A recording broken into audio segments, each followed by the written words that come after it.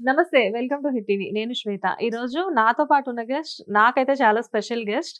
ఎందుకంటే హిట్ టీవీలోనే ఒక ప్రముఖ యాంకర్ ఈవిడ. సో, ఇప్పుడు రైట్ నౌ మా హిట్ టీవీలో ఒక మంచి ప్రోగ్రామ్ స్టార్ట్ చేస్తున్నాం మేమిద్దరం కలిపి.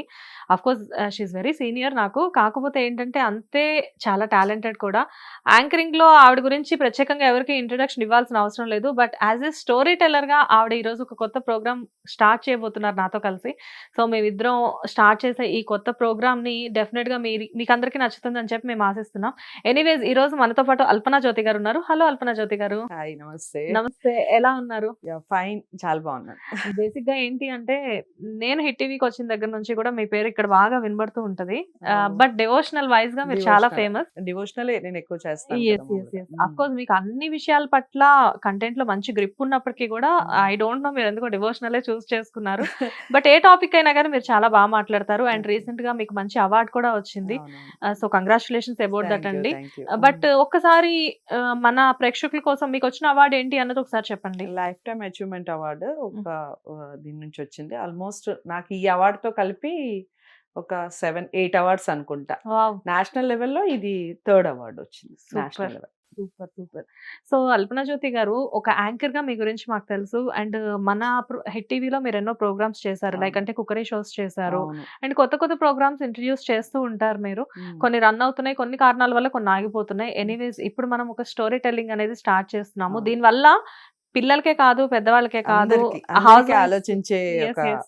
ఇది కొంతమంది ఉంటుంది. స్టోరీ టెల్లర్స్ ఏమైనా చెప్పేటప్పుడు నేను కూడా కిచెన్‌లో కుకింగ్ చేసేటప్పుడు లేకపోతే అవును. ఏదైనా పనిలో ఉన్నప్పుడు ఉమ్. మొబైల్ ఆన్ చేసుకొని ఆ సౌండ్ ఎక్కువ పెట్టుకొని వినుకుంటూ వర్క్ చేయడం నాకు చాలా ఇంట్రెస్ట్. ఓకే, ఇక నుంచి మన స్టోరీస్ మనమే యెస్. వింటాం. మన స్టోరీస్ మనమే విందాం. అలాంటి మంచి ఒక ప్రోగ్రామ్‌లో మీతో కలిపి నేను పార్టిసిపేట్ చేయడం అనేది నిజంగా నాకు చాలా హ్యాపీగా ఉంది. I'm also very very happy. ఎందుకు అంటే శ్వేత, నేను ప్రోగ్రామ్స్ చూస్తూ ఉంటాను. ఓకే. చాలా చాలా ప్రోగ్రామ్స్ చూశాను. హ్మ్.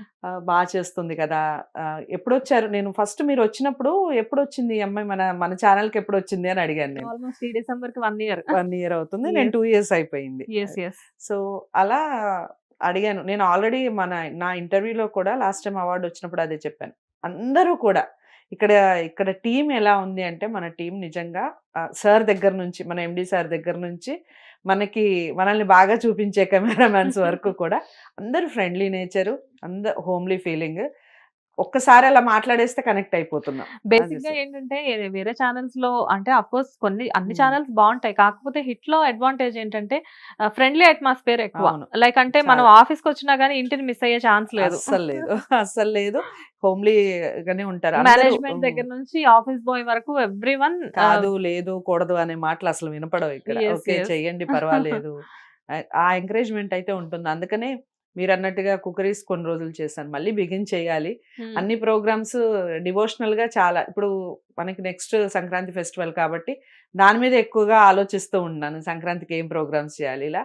డివోషనల్ ఎక్కువ చేస్తుంటాం కాబట్టి గెస్ట్‌లతో మాట్లాడుకోవడం ఇవన్నీ ఉంటాయి కాబట్టి మనకి. సో, అందుకని అది కొంచెం బ్రేక్ అనే చెప్తాను నేను. బేసిక్‌గా దీన్నెవరు గుర్తించరు మేడం. ఏమవుతుంది అంటే గెస్ట్‌లని ఫాలో అప్ చేయడమే పెద్ద డ్యూటీ. వాళ్ళని తెచ్చి హాట్ సీట్‌లో కూర్చోబెట్టి వాళ్ళతో ఏదో అవును. మాట్లాడిస్తాం కానీ, బట్ వాళ్ళని ఇక్కడి దాకా తీసుకురావడానికి మన వెనకాల పడే చాలా స్ట్రగుల్ హోమ్ వర్క్ తెలీదు. ఉంటుంది. అప్ టు 10:30 ఒక్కోసారి 11 అయిపోద్ది ఆ! నైట్.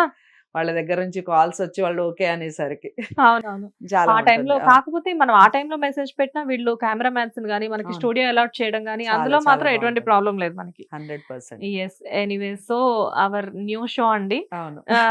సో, మనకి మనమే ఆల్ ది బెస్ట్ చెప్పుకుందాం దీనికోసం. All the best. 100%. ఎందుకంటే ఇప్పుడు మనం ఏదైనా ఒక ప్రోగ్రామ్ స్టార్ట్ చేస్తూ ఉంటే దానికి సంబంధించిన హోమ్ వర్క్ 100% ఉంటుంది. హ్మ్. నేను చేసే ఏ ప్రోగ్రామ్ అయినా కూడా ఖచ్చితంగా హోమ్ వర్క్ చేస్తాను. వావ్! ఒక 1 అవర్, 2 అవర్స్ దాని గురించి ఆలోచించడం, ఎలా చెప్తే రీచ్ అవుతుంది. అట్‌లీస్ట్ రీచ్ అవ్వాలి. మనం హ్మ్. ఒకటేసారి మిలియన్స్‌లోకి వెళ్ళిపోవాలి అని నో. అనుకోకూడదు నో. గానీ, అట్‌లీస్ట్ రీచ్ అవ్వాలి. మనం చెప్పే ప్రోగ్రాము, మనం చేసే కార్యక్రమం జనంలోకి ఎలా వెళ్ళగలగాలి.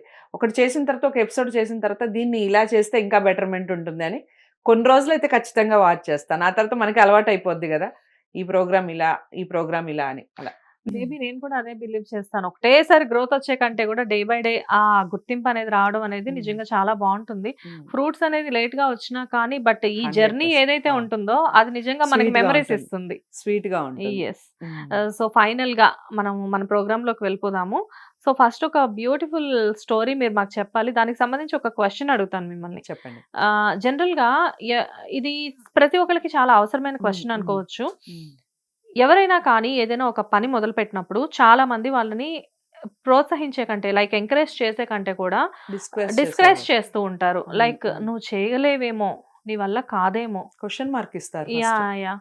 అండ్ మేబీ అది రిస్కేమో అని హ్మ్. చెప్పి హ్మ్. ఆటోమేటిక్‌గా చాలా కాన్ఫిడెన్స్‌తో ఆ పని చేద్దామని వెళ్ళిన అవును. పర్సన్‌కి గూడా హ్మ్. హ్మ్. అమ్మో! నిజమే ఒకళ్ళు చెప్తే, ఇద్దరు చెప్తే తను గూడా లైట్‌లే అనుకుంటారు. బట్ హ్మ్. హ్మ్. ఇంతమంది చెప్తే మేబీ నా వల్ల కాదేమో, హ్మ్. నేను దీనికి డిజర్వ్ కాదేమో అని చెప్పేసి ఒక ఫీలింగ్ వస్తూ ఉంటుంది. అవును.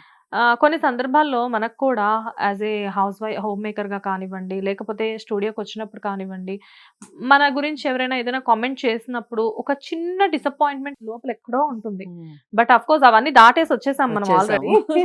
చాలా చూసాం చాలా అలాంటివి. చూసాము. సో, శ్వేత ఒక విషయం నేను చెప్తాను. ఏంటంటే, మన చుట్టూరు ఉండేవాళ్ళు పూలే పరుస్తారు అని అసలు మనం రాకూడదు. హ్మ్. ఫస్ట్. మనకి ఖచ్చితంగా ముళ్ళ పొదల్లో నుంచే బయటకొచ్చే మీరన్నట్టు ఆ ఫ్రూట్సే చాలా బావుంటాయి. హ్మ్. ఫర్ ఎగ్జాంపుల్ ఎన్ని పూలున్నా రోస్‌కుండే ఆ బ్యూటీ వేరు. హ్మ్. మల్లెకుండే ఆ స్మెల్ వేరు. హ్మ్. ఎన్ని ఎన్ని ఉన్నా ఎన్నో ఫ్లవర్స్ ఉంటాయి. కానీ మనం రోస్‌ని చూసే విధానం వేరుగుంటుంది. యెస్. మన చూపే వేరుగుంటుంది. అబ్బా! ఎంత అదొక్ బావుంది కదా! అవును. కానీ కింద ఎన్ని ముళ్ళ నుంచి అది పైకొచ్చి అంత అందాన్ని మనకిస్తుంది. హ్మ్. సో, అలాగే మన చుట్టూరు ఉండేవాళ్ళు మీరన్నట్టు పొద్దున్న లేసిన దగ్గర నుంచి అఫ్‌కోర్స్ మనం దాటుకొనొచ్చాము. బట్ ఇప్పటికి కామెంట్ చేసేవాళ్ళుంటారు. వీళ్ళకి అవసరమా అనేవాళ్ళుంటారు. వీళ్ళతో అవుతుందా అనేవాళ్ళుంటారు. వీటన్నిటికి ఒకటే ఆన్సర్ చెప్తాను. నేనైతే ఒక ఆన్సర్ చెప్తాను. మాతో అవుతుంది కాబట్టే గదా! మేము చేస్తున్నాము. అదే కదా! మేము చేస్తున్నాము. మేమున్నాము ఇలా. అంటే సో బయట ఎంతో ఆహ్, మంది ప్రముఖమైన వ్యక్తులే మనల్ని నమ్మినప్పుడు, హ్మ్. ఇళ్ళ దగ్గర ఉండే వాళ్ళకి నమ్మడానికి ఏంటి ప్రాబ్లము? ఆ! హ్మ్. ఇంట్లో ఉండేవాళ్ళుంటారు. ఇంకొకటేంటంటే మన ఇంట్లోనే చాలా మంది ఉంటారు. హ్మ్. కొన్ని కొన్ని ఫ్యామిలీస్‌లో. I don't know about you. But నాకు నా ఫ్యామిలీ సపోర్ట్ బావుంది. హ్మ్. నేను ఇన్ని సంవత్సరాలుగా ఈ ఫీల్డ్‌లో కొనసాగుతున్నానంటే ఫ్యామిలీ సపోర్ట్ ఉంది. కానీ మన చుట్టుపక్కల వాళ్ళని కూడా చెదలు పట్టించి, వాళ్ళ బుర్రల్ని కూడా తినేసేవాళ్ళు ఉంటారు. నేనైతే వాళ్ళకొకటే చెప్తాను. అలాంటి వాళ్ళని పట్టించుకొని, మన టైం వేస్ట్ చేసుకొని, వాళ్ళ గురించి ఆలోచించాల్సిన విషయాల్ని పక్కన పెట్టేస్తామేమో అనిపిస్తుంది. హుహు. సో, అందుకని లెట్ మీ మనకి మనం అనుకున్న విధానంలో మనం వెళ్ళటం వల్ల ఖచ్చితంగా సక్సెస్ అనేది ఉంటుంది. 100% ఉంటుంది. కొంచెం డెఫినెట్‌గా. లేట్ అవుతుందేమో బట్ వస్తుంది. డెఫినిట్‌గా మీరన్నట్టు హ్మ్. ఫ్యామిలీ సపోర్ట్ ఉండాలి. హ్మ్. నాకైతే నా హస్బెండ్ సపోర్ట్ చాలా ఎక్కువ. సూపర్. ఏదైనా చేస్తాను అంటే హ్మ్. ఎంకరేజ్‌మెంట్ ఎలా ఉంటుందంటే, "యెస్ నువ్వు చేయగలవు చెయ్యి. తర్వాత సంగతి తర్వాత ఏదైతే అదయింది. నువ్వేమనుకున్నావో అది చేసేసేయ్" చెయి. అంటారు.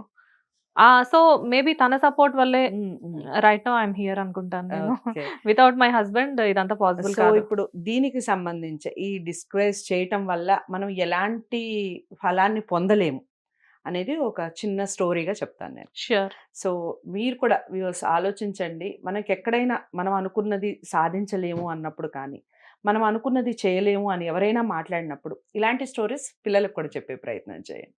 సో, దానివల్ల వాళ్ళు ఖచ్చితంగా ముందుకు వెళ్ళే ఛాన్స్ ఉంటుంది. సో, స్టార్ట్ చేసే ముందు ఒకటేంటంటే ఒక చిన్న వ్యాపారి ఉంటాడు. ఆడు ఒక గుంతని చూస్తాడు. కొత్తగా వస్తాడు ఊరికి. హ్మ్. ఆ ఊరికి ఒక పెద్ద లోయ లాంటిది వాడికి కనపడుతుంది. హ్మ్. అదే ఫస్ట్ టైమ్ చూడటం. ఇంత పెద్ద లోయ, ఇంత ఇంత చిన్న ఊర్లో ఇంత పెద్ద లోయ ఉండటం ఏంటి అనే ఒక క్వెషన్ వస్తుంది మైండ్‌లో. ఎవరో ఒకరిని అడగాలి. ఎలా అడగాలి? ఎలా అడగాలి? ఎవరిని అడిగితే ఏం చెప్తారు? దాని వెనకాల ఏముందో అని కాస్త భయంగా ఉంటుంది. బట్ ఒక 2 రోజులు, 3 రోజులయ్యాక ఆ ఊర్లో కాస్త పెద్దాయన అస్తమానం ఎళ్లి ఆ లోయ దగ్గర కూర్చోవటం, దాన్ని అబ్జర్వ్ చేయటం ఇతను గమనిస్తాడు. గమనించాక ఒకరోజు వెళ్ళి ఆ పెద్దాయన్ని కలిసి తాత నేనొక విషయం అడుగుతాను మిమ్మల్ని. మీరేమి అనుకోవద్దు. తెలిస్తే చెప్పండి. తెలియపోతే ఓకే. వదిలేయండి. ఏమిటి ఈ లోయ ఇంత పెద్దగా ఉంది. ఎవరు తవ్వారు ఇంత పెద్ద లోయని అని అడుగుతాడు. హ్మ్. అడిగితే అతను చెప్తానయ్యా అందులో ఏముంది. ఇది ఇక్కడ లంకె బిందెలున్నాయని, ఇక్కడ బంగారపు నిధి ఉంది అని పూర్వం మీలాంటి ఒక వ్యాపారి ఈ ఊరికి వచ్చాడు. అతను తవ్వడం జరిగింది.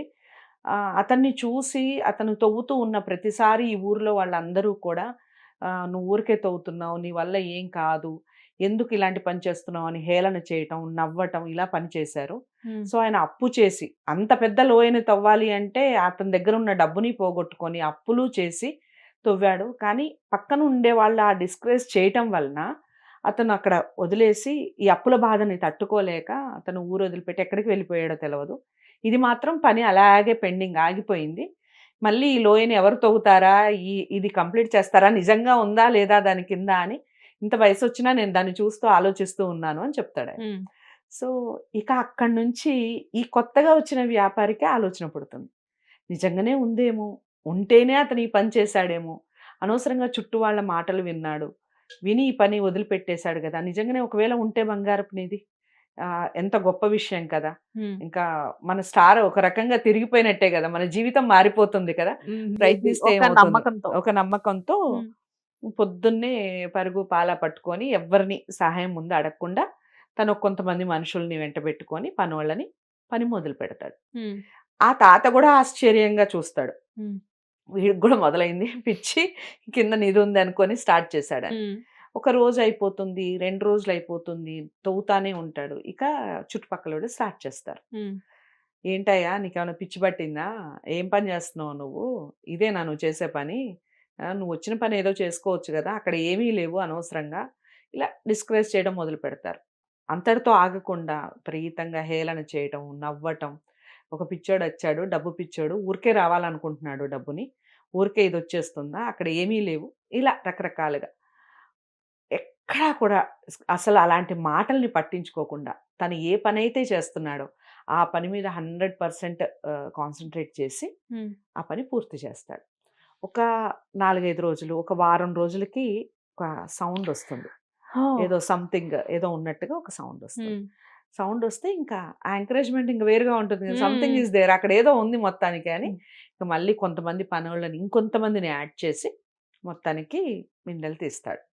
అందులో బంగారపు నిధి ఉంటుంది. హ్మ్. అందరూ ఆశ్చర్యపోతారు.